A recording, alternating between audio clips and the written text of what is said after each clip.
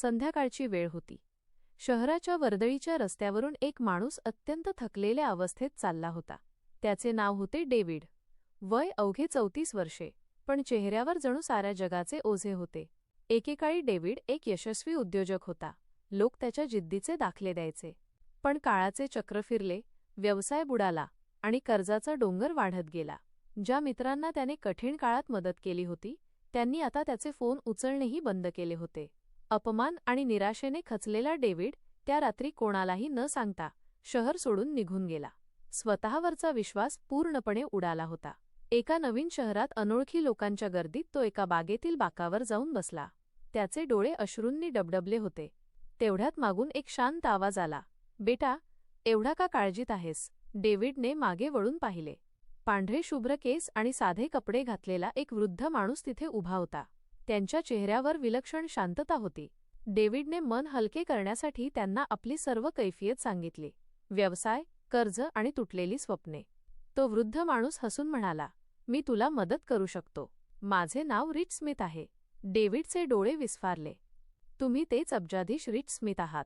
वृद्धाने होकारार्थी मान डोलवली आणि आपल्या खिशातून एक चेकबुक काढले. तुला किती कर्ज आहे?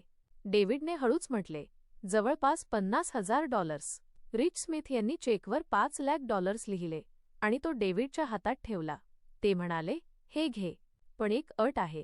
हा चेक वटवण्यापूर्वी स्वतःहून एक शेवटचा प्रयत्न नक्की कर. जर पुन्हा अपयशी ठरलास तरच हा चेक वापर. डेव्हिडला जणू जीवदान मिळाले. तो चेक खिशात घेऊन आपल्या गावी परतला.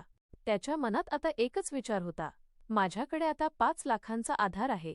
मी हरू शकत नाही. डेव्हिडने पुन्हा एकदा कामाला सुरुवात केली. त्याने आपल्या जुन्या ऑफिसचे धूळ खात पडलेले टेबल साफ केले. लहान लहान कामांतून त्याने व्यवसायाची मुहूर्तमेढ रोवली. जेव्हा जेव्हा कठीण प्रसंग यायचा तेव्हा तो आपल्या खिशाला हात लावायचा. त्या चेकच्या स्पर्शाने त्याला पुन्हा लढण्याचे बळ मिळायचे. त्याला वाटायचे की जर काही चुकलेच तर माझ्याकडे रिच स्मिथ यांचा चेक आहेच.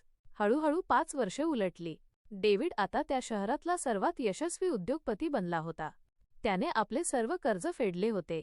पण त्याच्या मनावर त्या वृद्ध माणसाच्या उपकाराचे ओझे होते. तो चेक अजूनही त्याच्याकडे तसाच होता, न वापरलेला. डेव्हिडने ठरवले की आता वेळ आली आहे त्या देव माणसाचे आभार मानण्याची. तो पुन्हा त्याच शहरात त्याच बागेत गेला. डेव्हिड बाकावर बसून वाट पाहत होता. अचानक त्याला बागेच्या दुसऱ्या कोपऱ्यात तेच वृद्ध गृहस्थ दिसले. ते दुसऱ्या एका तरुणाला चेक देत होते. डेव्हिड आनंदाने त्यांच्याकडे निघाला. पण तेवढ्यात 4 लोक धावत आले आणि त्यांनी त्या वृद्धाला पकडले. डेव्हिड चिडून म्हणाला, अरे काय करताय?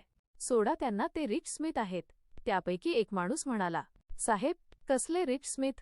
हा आमच्या मनोरुग्णालयाचा रुग्ण आहे. गेल्या 20 वर्षांपासून याची मानसिक स्थिती ठीक नाहीये.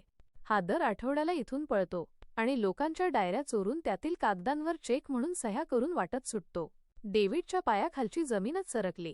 त्याने थरथरत्या हाताने आपल्या खिशातला तो जुना चेक काढला.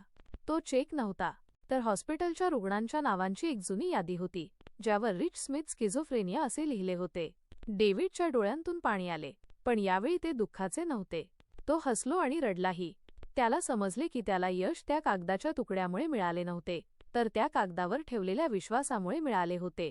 त्या खोट्या चेकने डेव्हिडला जी खरी उमेद दिली, त्यावेळेस तीच त्याच्या यशाचे कारण ठरली. ताकद पैशात नसते, तर आपल्या विचारात आणि आत्मविश्वासात असते. डेव्हिडने तो कागद फ्रेम करून आपल्या ऑफिसमध्ये लावला आणि खाली एक ओळ लिहिली, कधीकधी एक खोटा आधारही खरी ताकद देऊन जातो.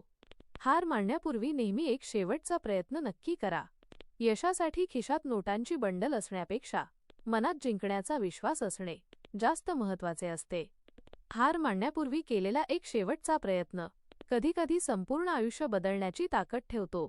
ज्या दिवशी तुम्ही स्वतःवर विश्वास ठेवायला शिकाल, त्या दिवशी अशक्य गोष्टीही शक्य होऊ लागतील.